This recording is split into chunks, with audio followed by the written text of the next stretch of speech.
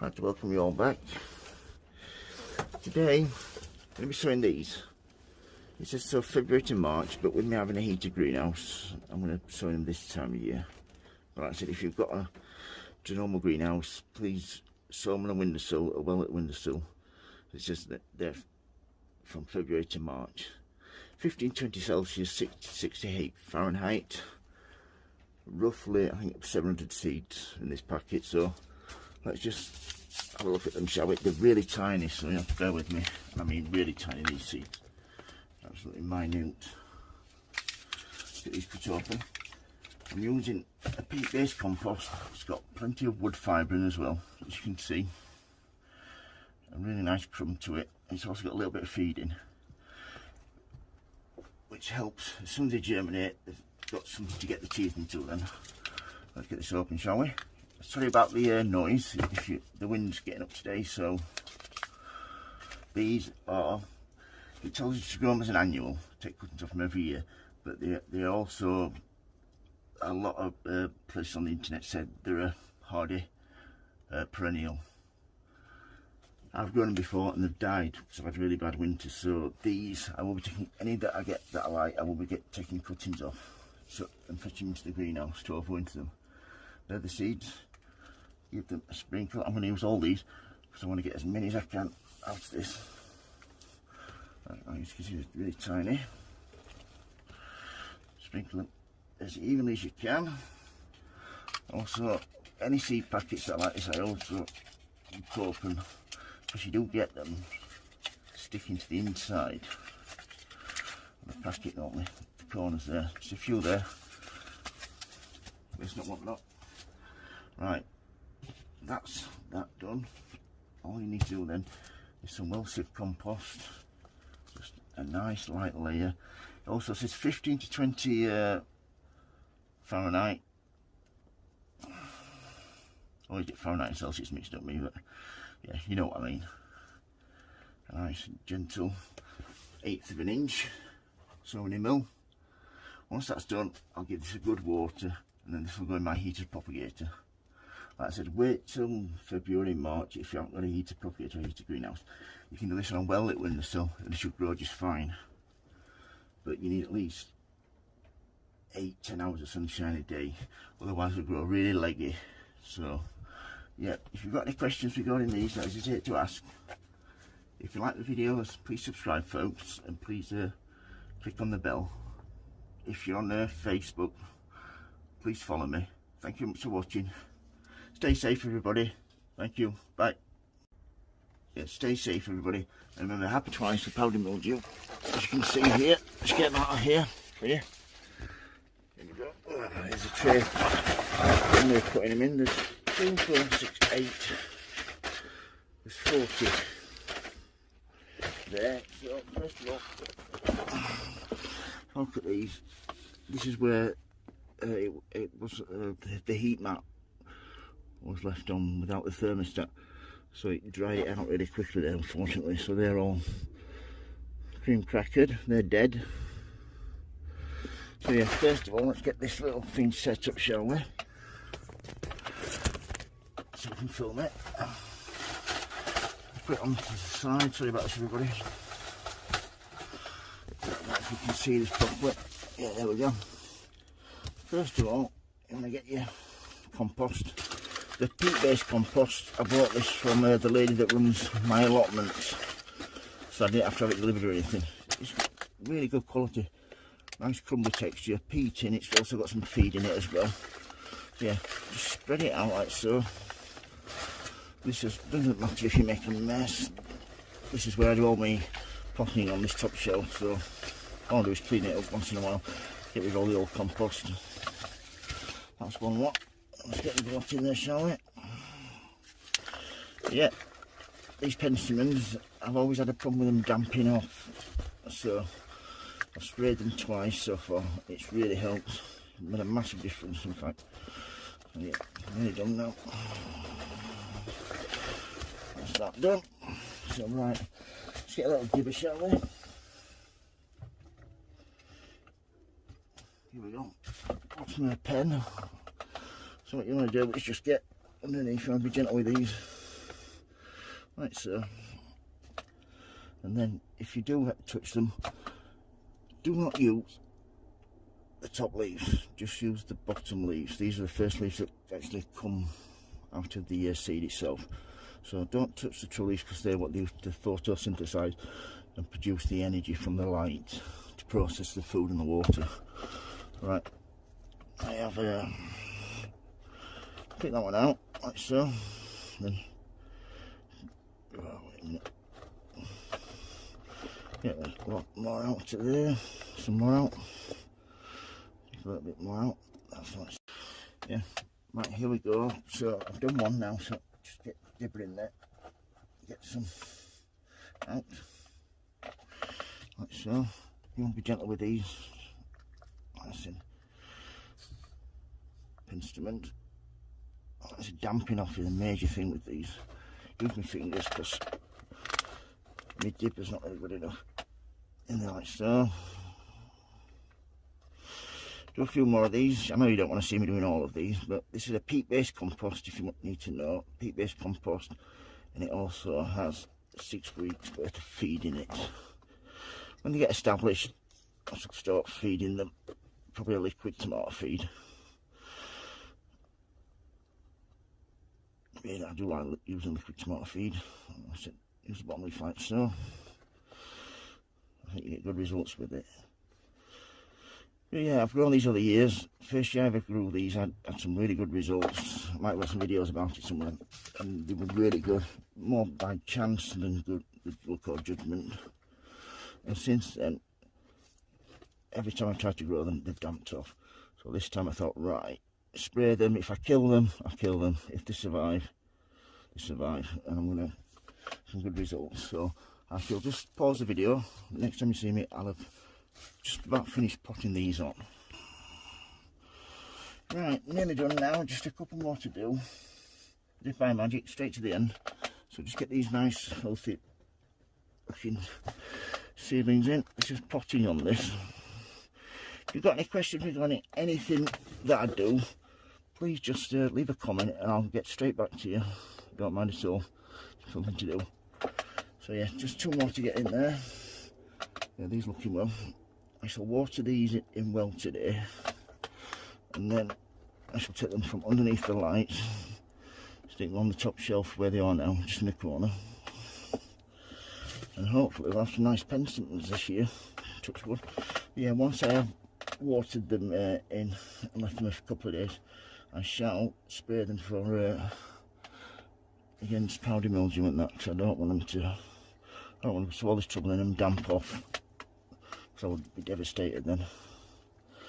This is the best year I've had yet for growing these. So yeah, like I said, growing them from seed, it's my penstemons. All I do now is I give them water with my little hose watering can. That's H-A-W-S, not in hose like in women of the night, ladies of the night, not that kind of hose. But yeah, give them a quick water on the top. I think I might have missed one here. No. Yeah, give them a quick water like that, and then we shall put them over into my tray. I shall leave them for probably an hour or so, just to soak everything up, and then I shall put them, I think they'll fit back under here. Yeah, in the back there. I shall put them in the back there on the heat mat. So yeah, that's how to grow penstemon from seed. If you've got any questions, don't hesitate to ask, folks. If you like the video, please subscribe.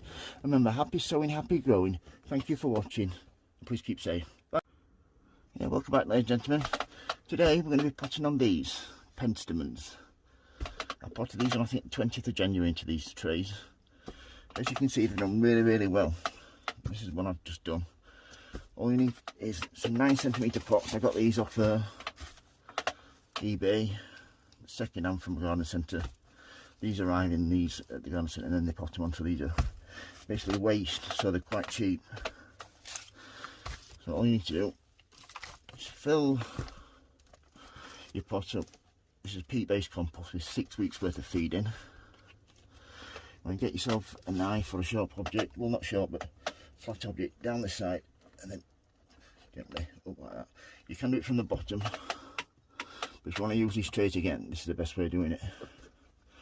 And we're all into recycling these days, aren't we? So just nice round. You don't want to plant them really deep, you don't want to bury any foliage or anything and cause more moisture to be retained than has to be.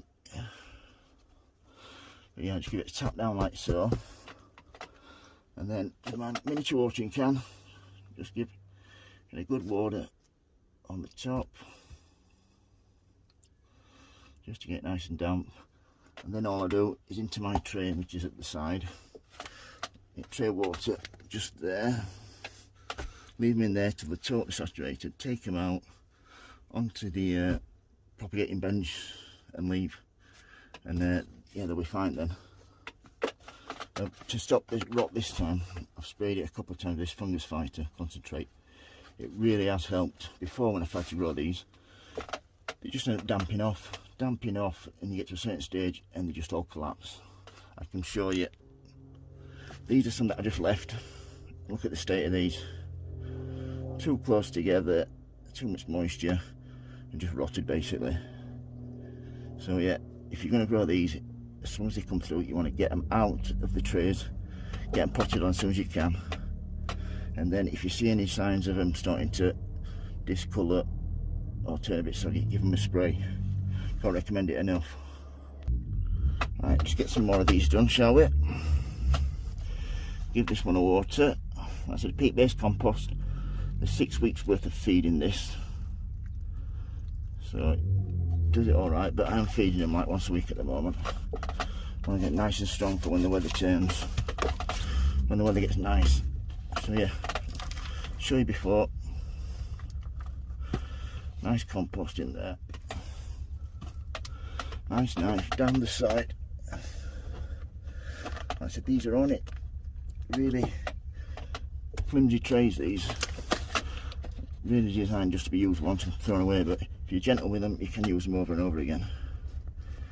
Into the centre. I can't wait till all these flower. I am so looking forward to them. So we get a good shot. And these are perennials, these, so once you've got them, everybody says take cuttings off them in the late summer, so you've got some for the next winter, just in case you get a hard frost and it kills them all off. So yeah, so some really nice colour with these this year. If you've got any questions regarding how to grow these, don't hesitate to ask, folks. If you like my videos, please subscribe. Welcome back, everybody. Today, this is my final part of growing my penstemons from seed. As you can see, really nice healthy plants. I've got several also in the greenhouse as well. I sprayed these a couple of times against powdery mildew because they seem to damp off quite readily. But yeah, as you can see, oops, just get them there. There's 4 here. And I've noticed with penstemons as well, when I plant them, they don't like to be too close to any other plants I normally find, especially before they get established. So I'll get this setup, camera setup, shall we? This is my perennial border that I'm doing this year. This is a lot of soil I've dug out for my new greenhouse. So yeah, let's get on here. These are grown. First of all, these are grown in a peat-based compost. As you can see, nice root system. Just give them a good tap out. You see, lovely healthy roots there. Just give them a little tug, just each corner, just to encourage them to come out a little bit further. What I'm going to do, this probably gets the most sun here, so I'm going to get the camera up. I'm going to probably have one there.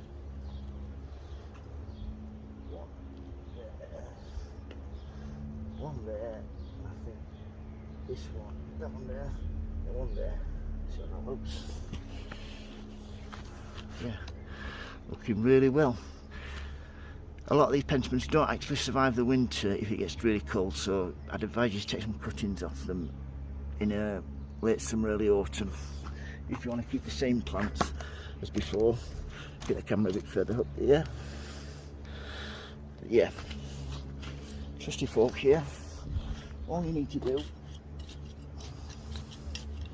give it a really good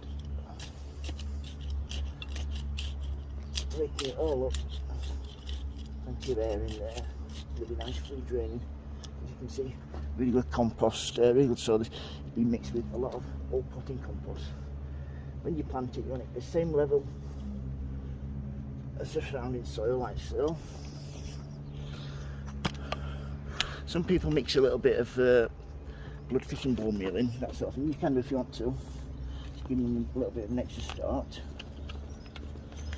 This one planted. But yeah, I've not really had much luck with penstemons.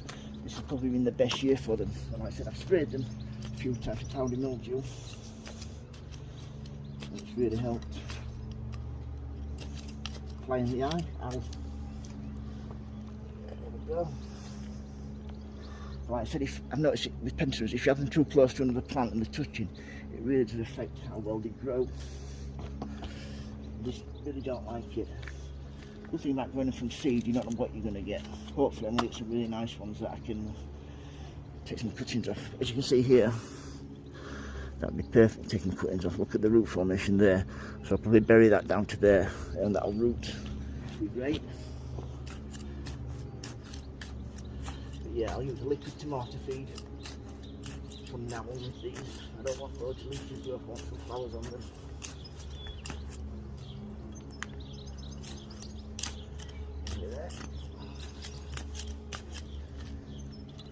Yeah, I prefer not to mix any more composting because you want to try and freeze them to send out lovely side roots, shoots and roots. Last one.